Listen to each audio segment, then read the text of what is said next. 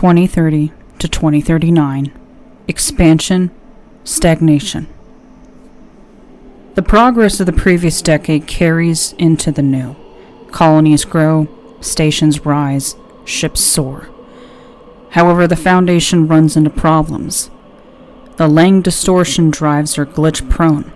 Pushing them past their standard accelerations cracks reality in unpredictable ways, limiting the extent of Foundation extrasolar travel.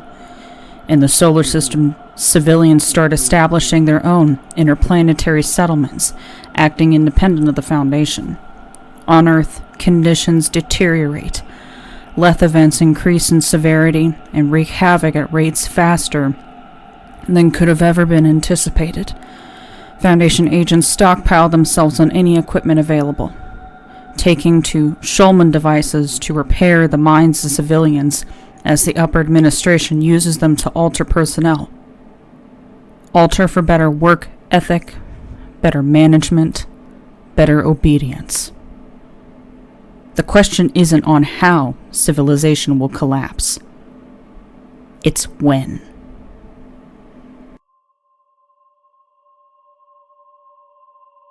Hello everyone, and welcome back to Wicked Reading. Today I will be reading SCP-3841, Death and Rebirth. Object Class, Safe. SCP-3841 designates the remains of a halted K-Class event, K-3841, that occurred on the exoplanet Luten Beta at an unknown time in the recent past. The exact details of the event are unclear, though it is known to have resulted in the extinction of all life on Luten Beta, including its native sapient civilization, hereafter Lutenians. The primary cause of K-3841 is presumed to have been SCP-3841 Omega, an organism whose skeletal remains span 2 continents on Luten Bravo. The cadaver is 3,300 kilometers long and is hexapedal in nature, similar in structure to the bodies of Lutenians, with the frontmost 2 legs possessing feet that could act as graspers.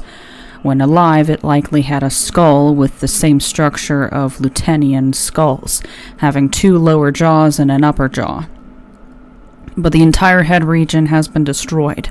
Fragments of it have been found in craters across the planet, in orbits around Luten Beta, and in orbits around Luten Star, at the escape velocity of Luten Beta. Surrounding the lower portion of the skeleton is a crater with a 300-kilometer radius, likely the site where Omega began its formation. The hind legs and tail structure of the skeleton are incomplete, suggesting the organism had not fully formed when it expired. What anomalous means the organism used to stay alive in spite of its size are unclear. What substance forms the skeleton is unknown. No tools such as drills and laser carvers have penetrated its surface, and no amount of applied heat or force have caused damage. Decaying organic matter is attached to the sides of the skeleton, holding some sections together, which progressively converts into a reddish-brown slurry of organic chemicals that falls from Omega. This currently covers much of the region surrounding Omega, filling former lakes and oceans. The last of the matter attached to the skeleton is expected to finish decaying in 50 years. Other structures of anomalous origin have been discovered in the vicinity of Omega. Exploration teams investigating Lutenian cities have found several structures of concentric circles formed from thousands of Lutenian cadavers, all of which have been attached by fusion of the limbs. Skyscrapers, primarily those ringing the crater, have calcified organic growths formed from fused Lutenian bodies that extend in directions away from the crater's epicenter. These reach lengths of up to 0.6 kilometers and heights of up to 1 kilometer. Many having collapsed in recent years. Symbols of potentially thaumic nature are also carved into mountain ranges, islands, and remaining skyscrapers. Luten Beta is barren as a result of K-3841. No living fauna, flora, and microscopic life have been found, and all regions previously containing liquid water are entirely dry. CO2 and methane are the most abundant atmospheric gases, forming a dense haze that encompasses the planet and blocks light from Luten's star. Atmospheric conditions and radiation levels are consistent with those of global nuclear fallout. A gradually dissipating debris ring of rocky matter orbits Luten Beta. Its origins are uncertain. Little knowledge exists on Lutenian civilization. Present observations indicate that they had reached the same level of technological advancement as modern humanity, though what culture they had has not been determined. Book-like objects and the remnants of computer systems have been uncovered, but have all contained cognito-hazardous depictions of Dash Omega that induce vegetative states in organisms that view them. All Lutenian cadavers discovered to date lack a brain-equivalent organ, despite the presence of empty spaces in their skulls where a brain could reside. Most cadavers were found with their heads pointing in the direction of Dash Omega's crater. While the exact events of K-3841 are not understood, hypotheses have been proposed to explain the death of Dash Omega. Initially, it was believed that the mass nuclear bombardment of the head caused its destruction, which, while potentially an explanation for the nuclear fallout, was ruled out after tests with nuclear equipment failed to damage recovered skeleton fragments. No other known weaponry possessed by the Lutenians could have caused the damage. The leading hypothesis is that during the formation of Dash Omega, it gained such a mass that it generated a gravitational field sufficient enough to alter the orbit of a small moon of Luten Beta. Continued alterations from the field and further size growth led to the moon's orbit intersecting with Dash Omega, resulting in it directly impacting the head.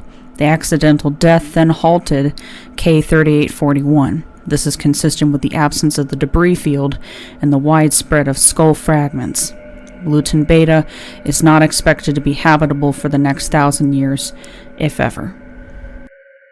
Addendum 3841-1 Dash Omega Decay Slurry Alterations.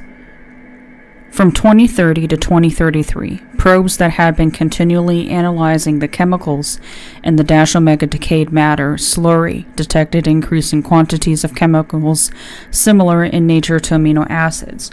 RNA and DNA equivalent structures emerged soon after. In 2034, the first single-celled organisms were observed, and as of 2035, colonies of multicellular organisms have formed in the slurry and the land bordering it. The colonies primarily convert CO2 to O2.